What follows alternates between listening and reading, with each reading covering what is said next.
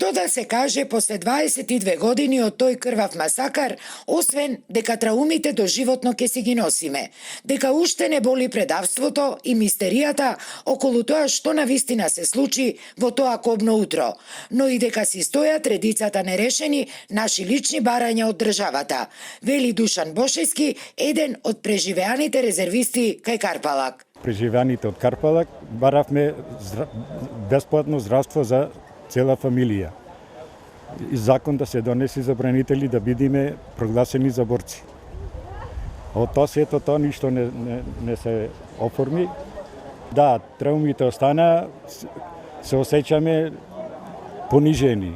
Но и никој за овие 22 години не покрена постапка за да се види како тоа се случи на 8 август 2001 година. Нашето сознание е овака дека точно ние бевме предадени. Па се знае од кого? Од нашата власт, од државата. Велат полни се со разочарувања од дводецениското државно игнорирање. Бараат државата и нив да ги внесе во уставот, ама со статус на борци, како и да им обезбеди вработувања во безбедносните сили на државата.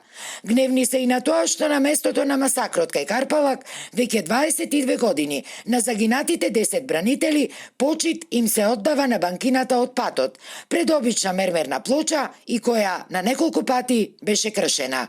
Главното, централното чествување на настанов треба да се биде на Карпалак.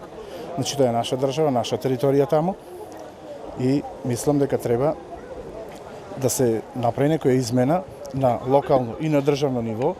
Децата на загинатите треба да добијат статус на борец, а ние од припадници на безбедносни сили треба да станеме борци. По повод овој трагичен настан, без присуство на ниту еден представник од државниот врв, денеска во Прилеп беа положени венци пред паметникот на загинатите, каде пригоден говор одржа градоначалникот на Прилеп. На овој ден, рафалите од терористичките напади го нападнаа конвојот на стотина прилепски армиски резервисти кај Карпалак, кои на тој ден тргнаа да ја бранат татковината, да ја бранат слободата и независноста на Република Македонија. Но токму во моментите кога се преговараше за мир, Прилеп ја доби најкобната вест во својата понова историја. Конвојот од прилепскиот армиски состав бил нападнат кукавички од заседа.